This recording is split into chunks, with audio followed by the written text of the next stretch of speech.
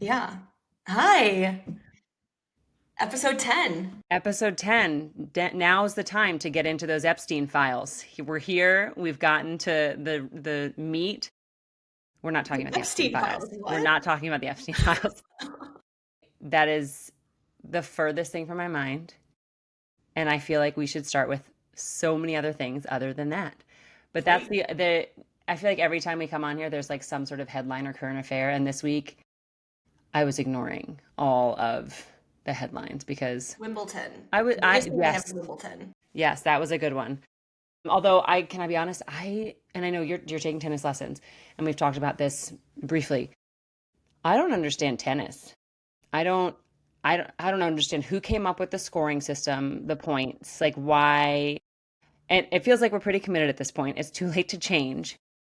And obviously, I'm in the minority. A lot of other people do follow and understand, and I think if I put in a tiny bit of effort, I could follow and understand as I well. have a complete confession. I am learning everything about tennis for the first time. I go to my tennis clinics, I go to my lessons, and I am more concerned with the mechanics of can I actually get the ball over the net? Like I have the athleticism to look the part. Absolutely. I got the Yeah. outfits, I got the Yeah. fast feet, I look the part, but then I step on that court and I feel like a fraud because I am just literally need to master The some sort skills. of technique of Yeah. forehand, backhand. Don't even get me started on a serve. I can get the ball over, but and I was talking about this with friends when we were in Connecticut for the fourth, and I'm getting competitive like with myself. If I'm going to be Of course. dedicated to like showing up and doing this, like sure it's fun. I actually want to improve and get better. Yeah. And so my first step is the fact that I've actually consistently been doing tennis and my clinics, and it's been so fun. Like Max Have did you this seen morning. improvement? Yeah, I mean, I'm going from like zero to zero There's point all there one. is room for improvement. Yes, exactly. Okay. So I think consistency is key. I play with some other women who, some are more experienced than I am, but like I'm like I show up and it's like not a joke. Like I'm here to Yeah, you really ready to try go. and play. Like I don't know. I chit chat a little bit, but like when I'm like in line and getting ready to do my drills, like I'm focused. I'm not really talking about the weekend. I don't know. It's a little bit of a balance of social and sport and competitiveness. That But was going to be Wimbledon my next is my question. big Do you one. think that um, is this like a social hobby, like learning to play a new sport so that you can socialize with a Yeah. new group of people kind of Yes. thing? I think there's that. I think there's also a huge convenience factor to it. So I do it at Ennis, which is down the street from us, our local hotel country club situation. So it's so convenient. The tennis pro there is this young guy, Jonah. He's like 31 and he's on it. He makes it so easy to just consistently sign up for clinics and lessons, and he's awesome with kids. So it's great because on weekends, Max does like a tennis with kids in the morning. Then sometimes I'll play after. Um, yeah, so like that's a huge deal. Like if I had to be going, driving far, and Family inclusive is helpful for sure. yeah, Do you but think that now because you are more personally invested, you are interested more so in Wimbledon, or have you always been yes, interested in Wimbledon? yes, the former because I am actually playing more. I'm more invested in now when I watch Yeah, which is the so fun.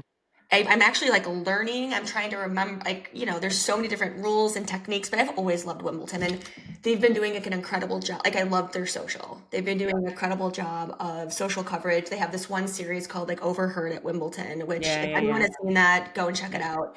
And you wonder, like, how do they like mic up these, participants or strangers to get the Yeah. And commentary? how And do they get their approval? Is there some sort of waiver that everyone yeah, and signs so I as think soon it as they was buy tickets or something? who was it? Someone Substack. I said maybe it was like Emily Sundberg who does Feed Me. Maybe it was Casey Lewis for after school. Anyways, basically, yeah, they find interesting people in the audience, people who look like they're chit chatting. Like clearly, we would be mic'd up if we Oh, went to Wimbledon. absolutely. They'd be like those two right there. Yeah. Those Americans, they know nothing about Yeah. tennis. Please put a mic on them. Absolutely. But they get some good sound bites. It's really, and I can't imagine how much they filter through to find the ones that they end up posting. But it has to be pretty fun for them, for their social team, whoever pitched that idea, to be able to now see that coming to life. That's got to be a lot of fun. The overheard content is always a good idea. Always a good Always. idea. Because it's just, yeah, people want to hear from real people and basic. bitch commentary. I don't know, or Yeah. dumb people like us Yeah. talking about tennis. Agreed. But it's also one of my favorite parts, per usual, with any of these kind of big celeb sporting events, is the fashion and seeing what everyone's wearing. And it's also just seeing people who are genuinely interested in this sport because there are so many people. One of my favorites was Tom Holland. They had just the range of emotions that he was going through. I saw a slideshow of images of just like gasping and smiling and like covering his eyes and just the back and forth. And it's really fun to see people get so engaged. And again, it's not a sport I follow or even fully understand, but I appreciate it. It's definitely a really fun sport to get invested in Yeah, it's amazing. one day. Yeah, I don't know. It's a huge intersection of sport and culture and fashion And it's and more global. I think it has so much more of a global reach than some other sports. That I mean, we watch football here, American football, to clarify, since we're talking about global very sports. highbrow, which I think Yeah, is it's also lends classy. itself so nicely to Bottega and all of the designers and Hmm. um yeah, it's just I love the It's US fun. Open. Hopefully It's fun. we'll have you been to the US Open? No, I'm actually surprised I never went because Yeah. just working in hospitality and all the people who would go and cover the honeydews and the Grey Goose stuff, and there's a big hospitality side of it. But I never went just because I wasn't a big tennis person. But It's become such a scene now. it I has. mean, we would go, Craig and I would go at the very, very start of the Open, earliest rounds, go to the periphery, and it was great. I was there 2 years ago when I was at Verizon doing some stuff. But yeah, I love it. I'm learning more. Max is getting into it. Tennis. Craig played in college, so hopefully he'll get out there I was going again. to ask, is he going to play with you? Because Spencer and I have talked about. Spencer has recently gotten into golf, which seems so predictable. Like, duh, he's 38 years old. Of course, he's going to start golfing. Um, and I would love to golf, but we also have children, so it's difficult for two people to take 4 hours off on the weekend. Um, so our big plan is once the kids are gone. So we have like a 20-year plan to both learn to golf together. We're not there yet, but one day we did before we had kids. I told you during the pandemic, we went out to Target and got two tennis rackets and just hit the ball back and forth. But we don't know what we're doing. We just have Well, fun. golf and tennis super hot right now within fashion So culture. hot. Gap did a huge collab with a brand I can't think of in the golf space. Cool. Tennis chic is everywhere. I'd like to I think say they're it. just great partner activities as well. Something to buddy up and do with whether it's your husband, your partner, a friend. It's a great like just bonding thing because they're also two sports where you can chit chat pretty easily the whole time. Well, Craig tried to coach me and teach me to play tennis, and he was like, "Nope, not anymore. Go get lessons." I was like, "Okay." You have to do it yourself and then he'll play with you. Okay, so he's ready. He's still got the skills in there somewhere. He's ready to get on the court. Now, do you think that will parlay itself into the oh so hot pickleball? Never. I'm like, I can't get into pickleball. Like one sport at a time. Like I'll take tennis over that. I don't even have, sorry, I have zero interest in pickleball ever for the rest of my life. So Or hard even pass on paddle. pickleball. Hard pass on pickle. A lot of people play paddle. Hard Hmm. pass on paddle. Racket. There's so many. I mean, that's so you've No, opened the door to tons of ball and racket sports. no, You I do tennis. Just climbing in give the me some back. I tennis. do Give me some tennis. It tennis. is. Also handball. A lot of people play handball. Mm, eh. Which to me feels like one day someone forgot their racket and they were like, let's pivot. We can still make this work. It's like I don't. It's like that Seinfeld joke where he jokes that the luge is just someone who it's the bobsled team, but they forgot their sled. They were like, it's just Bob. There's no sled. It's just Bob. You're just literally throwing people down an ice ramp. But literally with a handball, do you literally just cup your hand and you like use your hand to smack the ball? Doesn't it I believe hurt? so. Yeah, Or do you yeah. have some sort of protective gear on your No, no, hand? no. It's just straight up hand. Yeah, So yeah, no. No. I'm not my afraid to thing. do that. But Not my yeah, thing. no. I just got back. We went on our one and only planned summer vacation of the summer, as I said. We went to Greenport, Long Island, which was really lovely. It's very strange to go on vacations because we live on a lake. So we live in a summer vacation destination. There are people who come. There are 5 Airbnbs on our street alone. People come and visit the lake all the time, and it's a beautiful place to vacation, but we live here full time, so it's fun to not vacation here and to go vacation elsewhere. So we went to Greenport, Long Island, and it was absolutely beautiful. Tried this new hack that I saw on, I want to say TikTok, probably not Instagram. I don't know, on social media. Let's keep it vague. Instead of packing in suitcases, we packed everyone in just a giant Costco like storage tub, just threw it in the Okay. trunk Okay. and just took it out of the Weird. trunk and unpacked. And it Okay. was kind of nice because we weren't walking through an airport where we needed rolling bags, where we needed to be able to roll things easily. We were driving to our destination where we were just getting in and out of the car. So it kind of worked. So like a big storage bin rather than, Big ol', I know people can't see. It's on the bed behind me. I'm yeah. unpacking it right now. A big old storage bin. And my favorite part of this new packing strategy was that we during the week of our vacation, when we were done, when we wore something, I would just throw it in the tub and it just became a giant laundry tub. So when we got home, I just dumped the entire thing in the laundry, did laundry, and we're unpacked and good to go. I didn't Yeah. hate it. I don't disagree. I mean, I I guess didn't hate for it. like a driving It destination, wouldn't work for flying somewhere. It worked because we were driving there and we could just throw it in the trunk and it was easy and then carry it into the rental house. But but I then you wasn't mad still at it. want like a backpack with like toiletries or something, or no, or literally everything in this. No, we had a small little tote where we put like shoes were in a separate bag and toiletries were in a separate bag, but the clothes all just kind of stacked in. We had an Emmy pile, a Harry pile, Spencer pile, Stephanie pile. It's funny about Greenport. So one of the recent issues of New York Magazine was dedicated exclusively to the Hamptons. Have you read this one or I seen it? haven't. No. And so New York Magazine is one of the few actual print mags I read and subscribe to. And it was, I felt like an alien and this crazy voyeur reading about what the Hamptons and how it's completely evolved. And again, you're not in the Hamptons, you're in a different area. But I just bring it up because it was insane. They're talking about every single, everything from Sagaponack to East Hampton to Montauk and Quogue and all the different areas. And I don't know. I haven't been to the Hamptons in 15 years. It's so weird. I used to go all the time. I don't know. We don't have to dive into I that. never I can't say I used to go all the time. I never was a Hamptons girl. I loved when I was in the city, I loved staying in the city in the summer when everyone else would leave and go out east. Not everyone, but a lot of people would leave and go out east and go to the Hamptons or Montauk or wherever they were summering. And it was so nice. You get the city to yourself. It was my favorite. I'm telling you, like, I don't know. I'd be interested. Like, anyone who has houses out there, the way that New York Magazine described the way that the Hamptons is evolving sounds horrific. It sounds like Disney World on steroids of just wealth and no personality. And it's just a shame that this like beautiful like sleeping villages Yeah, or sleepy fishing villages have evolved into this. It's like Miami, Palm it's Beach. just money. It just We sounds wild. there was a lot of that in Greenport. We took the ferry across to Shelter Island, and that was beautiful. There were some amazing, massive houses, but the vibe in town was very different. It seemed more local and chill. It seemed as though, tourists don't as often go across the ferry and make it to Shelter Island. But on our last day there, we were going to all these places that family recommended and friends recommended. And I know that we were not, doing the best and hitting all the best spots. But on our last day there, we were like, let's do our own search. Let's find somewhere that we want to go. And found this hole in the wall, little Hispanic taco stand, family run, amazing spot that was literally our favorite meal of the entire week we were there.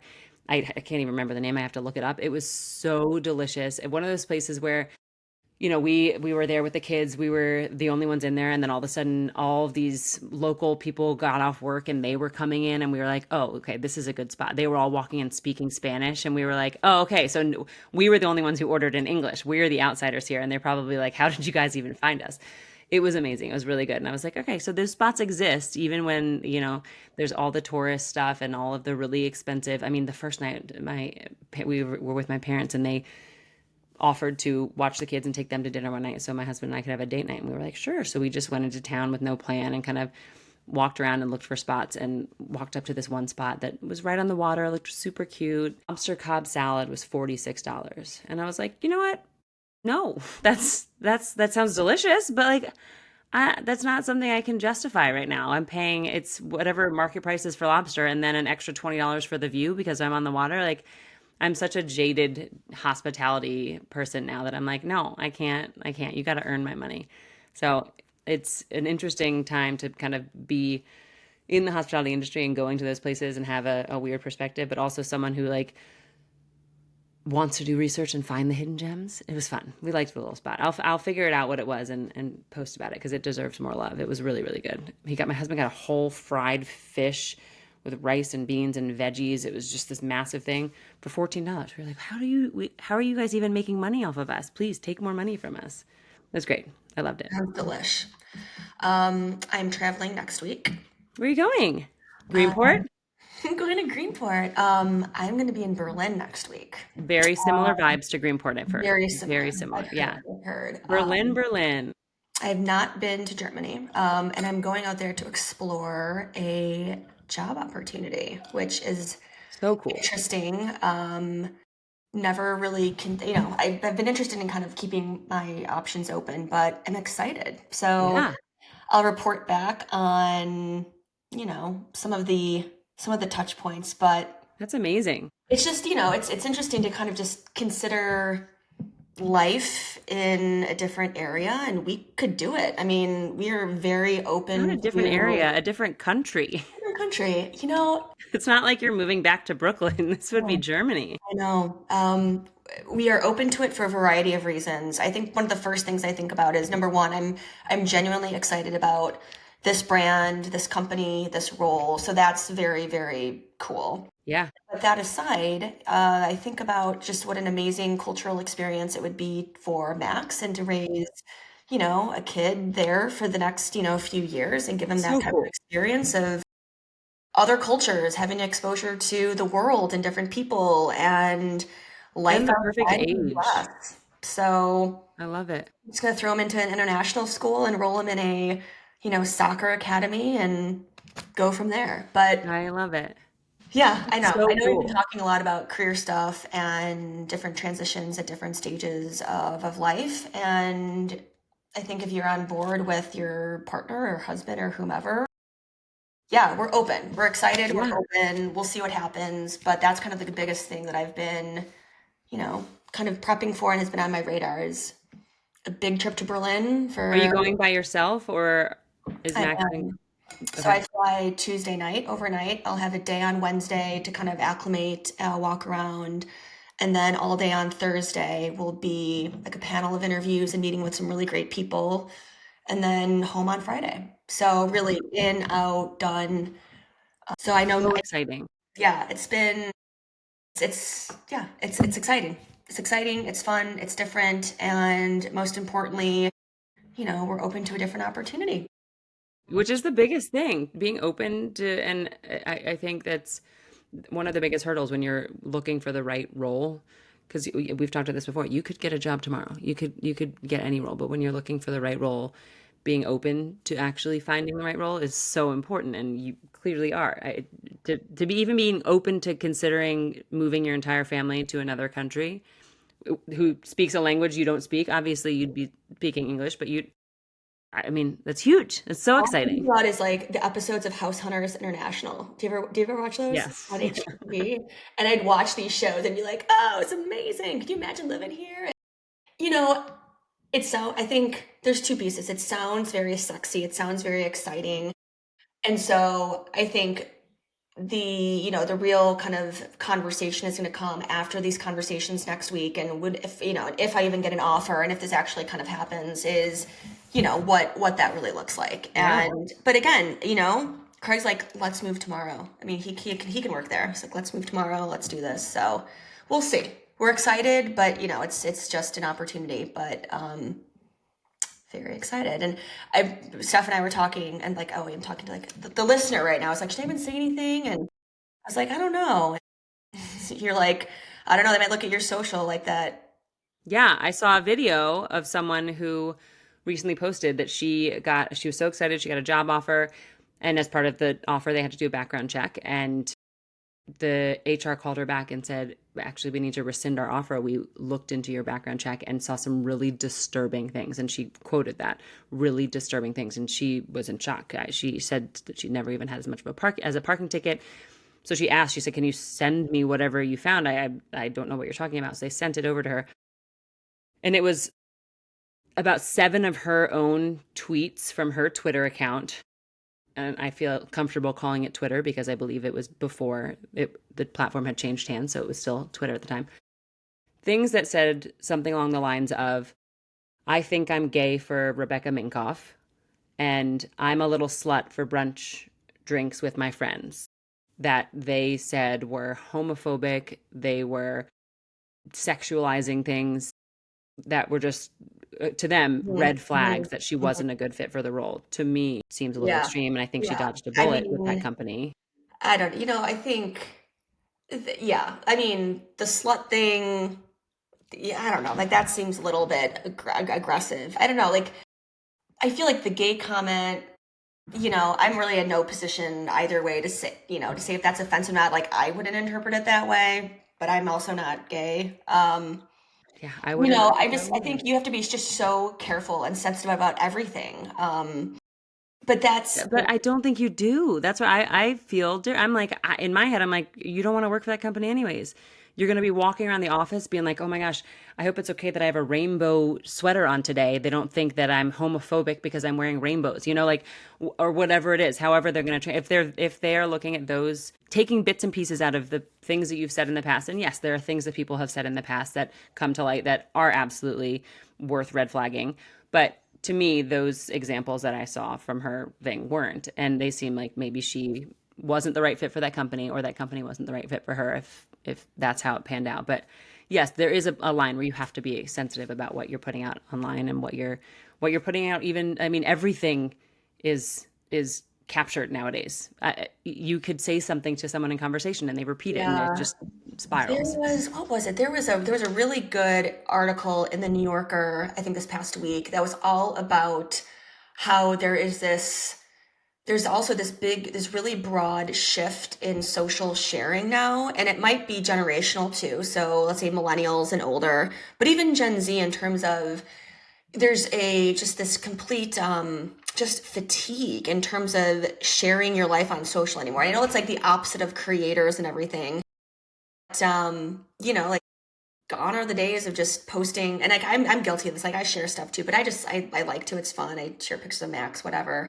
But I think it's like a big shift in terms of people are starting to, I don't know, either like pull back a little bit. I think that it's different. There's people like us, and then there's, creators that do it for more of, of a living and sharing everything. But the social landscape, yes, it's changing, it's shifting.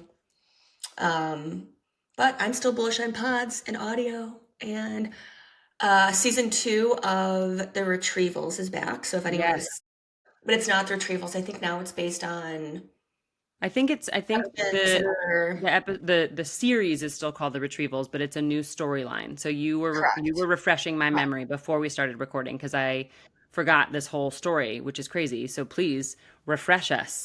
Well, I don't know what the new season is on, but the first season was incredible and incredibly well done. So the first season of The Retrievals, I think it's a serial production. It was broadcast on New York Times Audio, a part of the New York Times podcast series, and it was an incredible documentary, real life drama crime about a group of women who were at Yale University, like a Yale hospital, getting egg retrievals done as part of IVF. And their nurse was a drug addict and was stealing the Stealing all all the of their painkillers, pain meds. pain meds. And so these women would be going in for a very, very, very painful Very invasive. procedure, very Very invasive, invasive. painful procedure, and say they were in pain. They were being gaslit by their doctors. No one believed that they were in pain because they're like, no, you're getting the pain meds.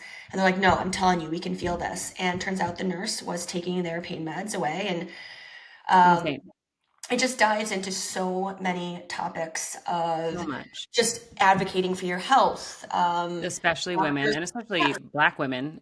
I'll say that I'm not a Black woman, but the care that Black women get, especially in labor and delivery, is lacking, to say the least. um, Yeah, it was crazy, but it was one Speak of up, the yeah, it was one of the more anyone. powerful audio reporting that I'd listened to. I also was listening to it like post IVF, so I was like primed. It was very like Yeah. triggering, but it was Yeah. like it was triggering and like it hurt so good. I know that sounds gross and bad, but like I like I don't know, like I love it was like it came at You the were right time. personally invested.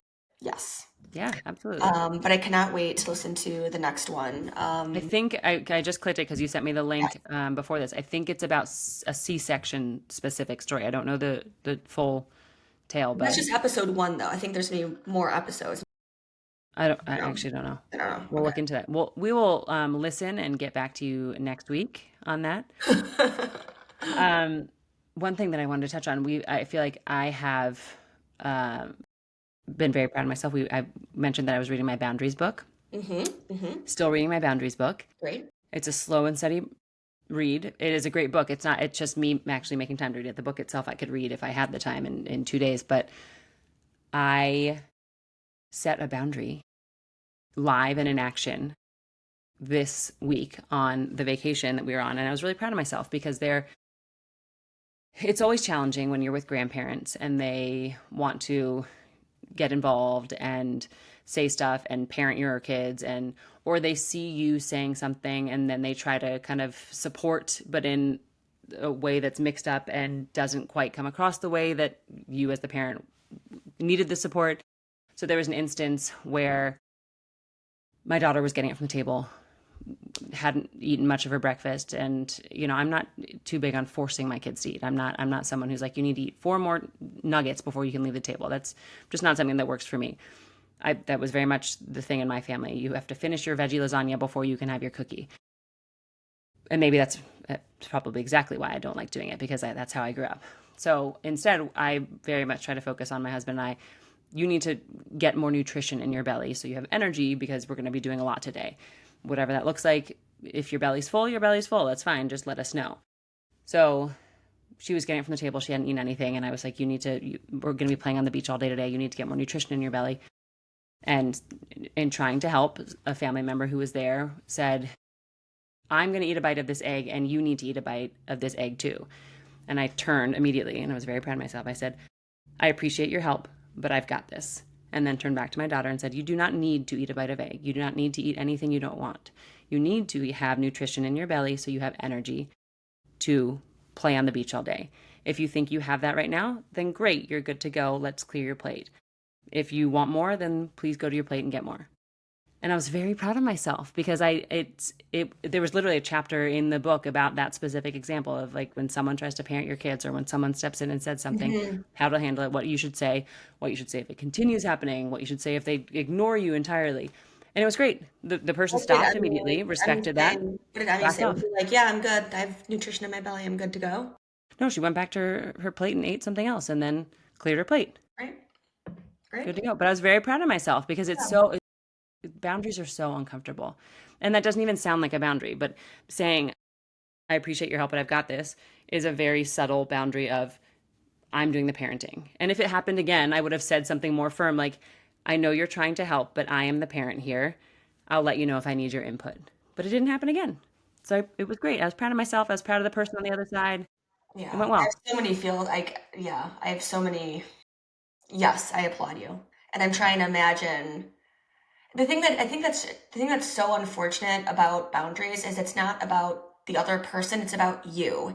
And what I don't like is that if that was me and I was in my family situation back in Chicago with my extended family and aunts, like that would turn into Stephanie is so uptight, or like there'd be some sort of some sort of negative energy or action or something that would be put on me for having that boundary.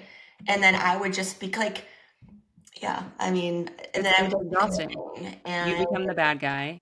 Yeah. or I don't want to be too specific, but like, yeah, like But this I'll is put it this way, Craig's very good at boundaries, and I'll put it that way, so just read between the lines. And so my family's very in everyone's face. And so, because he has some good boundaries, and that's interpreted in ways that shouldn't be. yeah, Same with people me. take that personally, Yeah.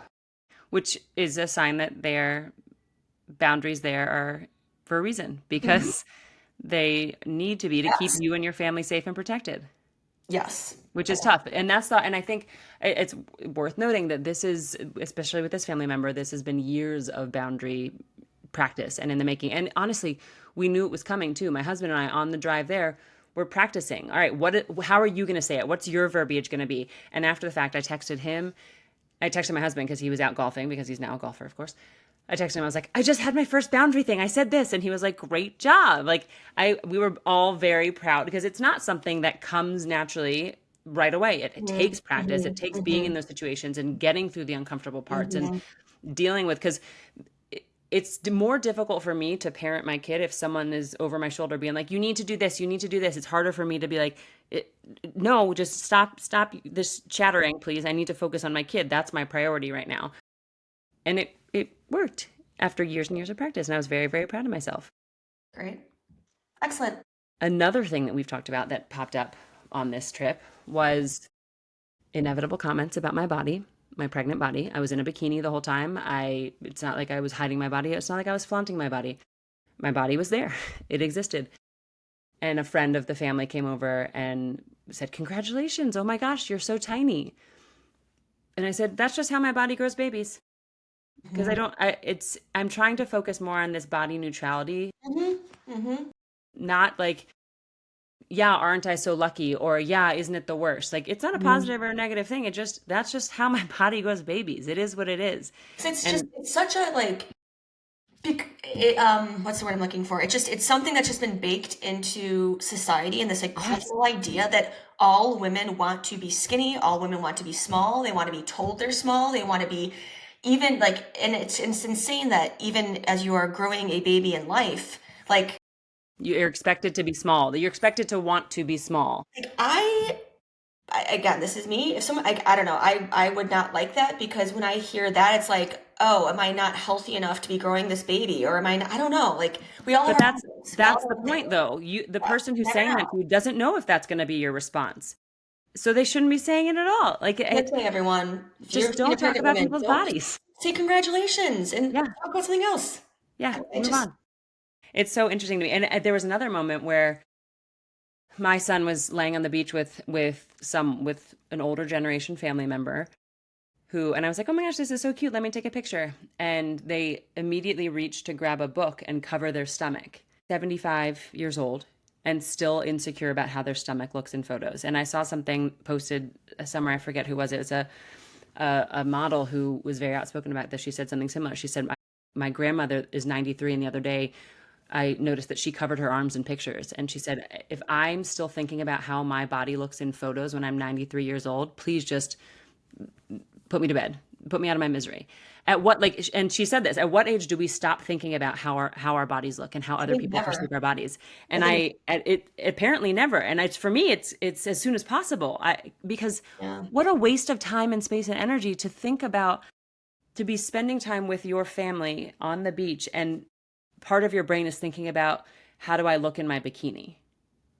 I, Yeah. Yeah. I can't, and I get it. I believe me, I'm not judging. I completely get it. I get it because there's still parts of my brain that absolutely go there. But I have to remind myself of all the amazing things my body has done and all of the things that my body is still doing, and that my body just exists as a vessel for me to, be a good human and help. You're a lot more evolved than a lot of people. Like I grew up with like again like my mom and a cute like my mom's not like that, but just like a big family of aunts, uncles, and we'd always get in pictures for big group family photos. And to this day, there's always fighting over the positioning in photos with the aunts because no one wants to be on the end because the end they want to hide. They want to be like next to someone so they can slant their body a certain way. And like I'll always even remember like my mom, my aunts, like they'll always reference my grandma growing up, and they'll say things like, "Oh yeah, oh stop, you're being just like mom." Like my grandma, who's passed years ago. You're being just like you're being just like mom. Like she always would say, hide me in photos." Like that still exists at family things. Is Yeah, people argue over the positioning in a group photo yeah. because no one wants to be on the end, Or even who gets a though grandkid on their lap to cover their belly yes, or yes, anything. Like, yep, it's exhausting to me. It's yep. exhausting. And again, I get it. And society tells us we should be having certain angles and covering our bellies and doing that. But I agree. At what age do we stop doing that? If it's not at 40, Is it 75? If it's not at 75, do we just do it for the rest of our lives? Like that doesn't sound fulfilling to me. And what example is that setting for my kids? Yep. Not interested. Speaking of kids, okay, so well, it's actually on Oh. this topic. It's on it's on this exact topic of body. So Max had a play date with a new friend a couple of days ago, and it was my first time getting to know this new kid. And we go to the pool, and there's a variety of things, but to have a nice little clean segue, we order hamburgers, I think whatever, we order food, and Max is eating French fries. And this boy who's 5 goes to Max, I don't like eating French fries, they make you too fat. I'm just like, what the fuck? Like, how is this is a little boy? You've heard that. You've heard that on repeat from somewhere. He also is in a family with all other boys, though, and a very progressive, he doesn't seem like he'd be in the environment that would say something like that. I don't know. I'm not going to put stereotypes out there. I don't know. It just didn't seem like that would be something that a 5-year-old boy kind of knowing kind of where he is and what's going on that he would say. But it was wild. So it's like, it's interesting as your kid gets exposed to new friends, like this guy, what else is he doing? He was like lying to me about everything. So we show up and he starts telling me that he's allergic. He's drinking a chocolate milk, Horizon organic chocolate milk. And then after he's done, he goes, oh shoot, was there milk in that? I'm like, yeah, dude, that was chocolate milk. I'm allergic to milk. I'm like, what? Are you okay? Yeah, I think I'll be okay. I'm like, oh my God, just kidding. I'm not allergic to milk. I'm like, okay. That's not a joke.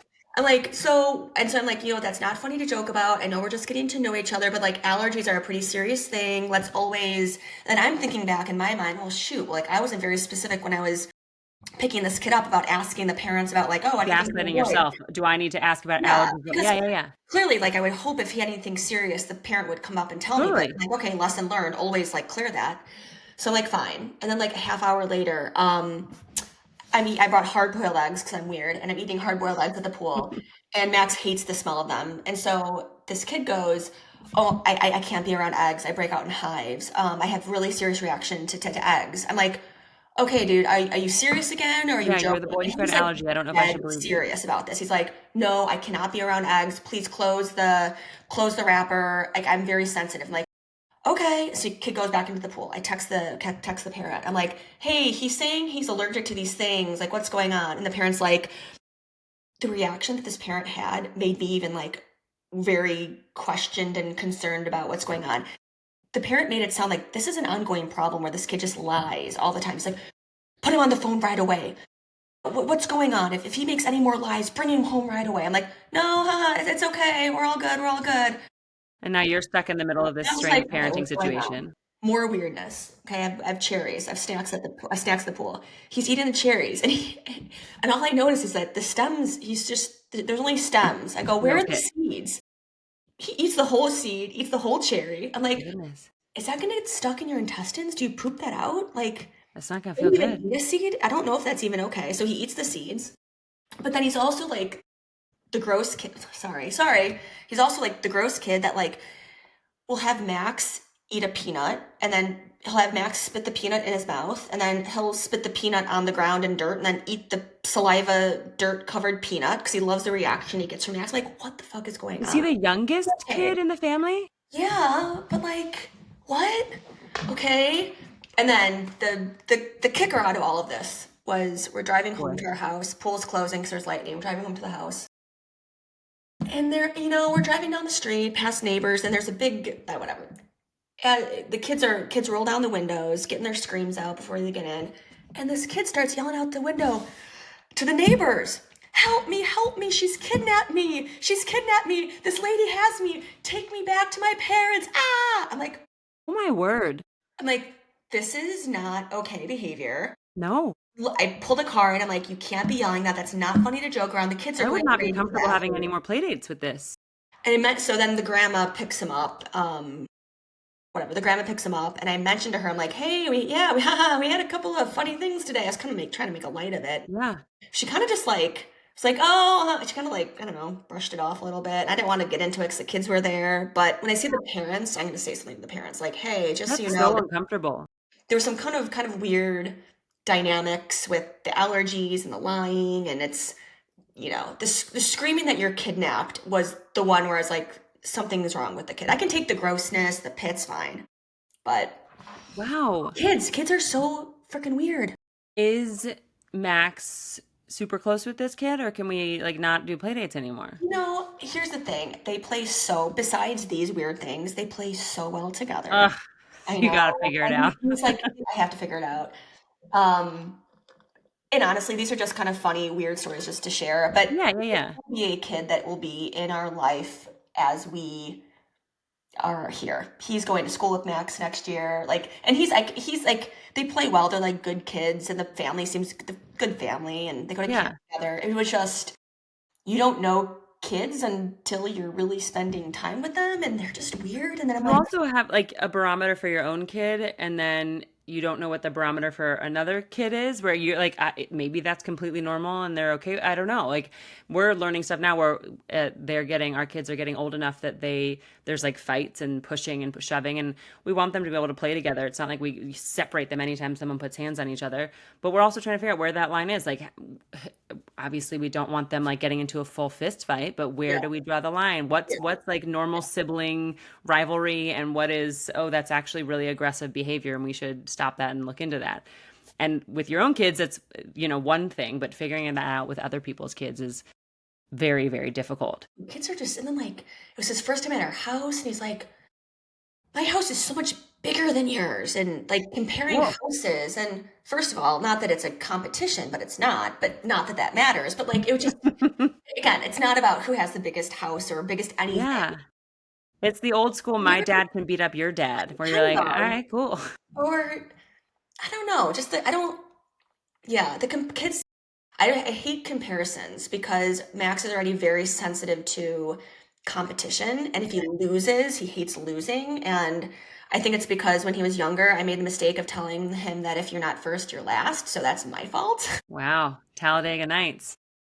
I thought I kind of said that in passing, but maybe I didn't. I don't know. But yeah, it's like we Wow. all love our own kids, but then you meet other kids, you're like, kids. I like your kids genuinely. I Yeah, like thank your you, thank kids, you. but It's tough. I think we're not there yet. We're not at like I mean, you'll go to the playground and you see another kid throwing wood chips at everyone, and you're like, are we okay with this? And my general rule of thumb is I'm going to look around and see if there's another parent there. And if it becomes dangerous or unsafe for my kids, I'm absolutely stepping in. But if kids are just being kids, yeah. they can figure it out, especially now. We're trying to teach our kids to speak up. We had actually an incident at the beach where there was another kid at a house a few houses down who came over and just started playing with our kids, which is perfectly fine. We're okay with that. Started like grabbed Emmy's floaties and started pulling her out Mm. deeper into the water, and was probably 3 or 4 years older than her. So definitely a more advanced swimmer, knew what he was doing. And we're fine with them playing around. We're fine with them, I don't know this kid, but like they're right here in front of us. It's fine. But if you start dragging my daughter out to sea, yeah, I'm gonna step in and say something. I'm gonna get involved. So you have to, I mean, my priority in those situations is always just my kids. I don't know where that kid's parents were. I think they were down, a few houses on the beach watching what was happening, but you can't see that your kid's dragging my daughter out to sea right now. So No, I'm no, going to be the one to step in. no. It's tough. Parenting other people's kids. There's some instances, and we always talk about this. My husband and I, every time we visit my sister, for example, before we'll drive to her house, we'll show up before we dive into anything, before we start playing. We'll say, "Hey, are there any new house rules we need to know about? Any new, behaviors you want us to be on the lookout for?" Or if we see something happening multiple times and they're not in the room, we'll say, "Hey, we keep seeing this. Do you want us to say anything, or how do you want us to handle this situation?" And it's easier when at least for me, when it's my sister, when it's family that we're super close with. But it's tough when it's a new kid that you're just hanging out with for the first Yep. time. Yeah. I You don't mean, want to parent that kid well, it's good to know that the allergies is not is a lie. that you know of. Now you got to get the full allergy list anytime there's a play date at your house. That kid, that would scar me. So what's going on tonight? We are recording this on a Sunday, and the only reason I say that is because I have a date night on the couch with the movie The Natural, which I've actually never Ooh, seen. fun. Right? Craig like loves that movie, and he's like, "Oh, we have to watch it." And I was like, "Okay." Great. Love it. I was like, "Oh, is that Kevin Costner?" And he's like, "No, Robert Redford." I was like, "Oh, okay." Have you seen it? That's old The school. Yeah, Natural? yeah. Okay. Yeah, it's a good one. Who's I feel the like who's the woman in it? Who? I was gonna say like Annette. Remember? Okay. I remember. That's a Multiple. cold one. Anyways, Well, fun. And then actually that now begs the question. Normally we record on Fridays. Are you going to be in Berlin on Friday? Are we going to need to I will be back on. We'll do another weekend record. And I'll share any sort of I can't wait to hear high level whatever you're thing. able to share and comfortable Yeah. sharing. Yeah. I had a boyfriend in college who studied German and went to Austria for a semester abroad. And all I learned to say, because it was my boyfriend, is I love you and I love you too, which is Ich liebe dich and Ich liebe dich auch. And then something, I think it means like awesome, ausgezeichnet. Mm-hmm. So if you need Nice. to tell people you love them there, it's Ich liebe dich. Perfect. Ish Yep. liebe dich. Which seems very appropriate for a panel interview for a potential new Absolutely. role. Just dropping the L bomb on everybody. Also, the next couple of episodes, we are going to be rolling into our We have summer guests. Speaking slate. of dropping things on people, we are dropping Oh, guests left and right. it's going to be actually we can sidebar about that. But I can't everyone wait. who's listening, you will be getting some great dynamic Brace combos yourselves in the for next not just us. 2 months. That's It's actually coming. really fun. I'm excited. We'll start posting about that and teasing that because it would help me to refresh my mind on our schedule of upcoming guests because we have some really cool conversations coming up. Yes. So everyone, thank you for listening. Tune in next week for I think maybe our first guest. I don't remember. We'll check our calendar. We'll find out. We'll let you know. We'll talk to our producer. Yeah. Talk to the producer. All right. Ich biete dich. Ich liebe dich.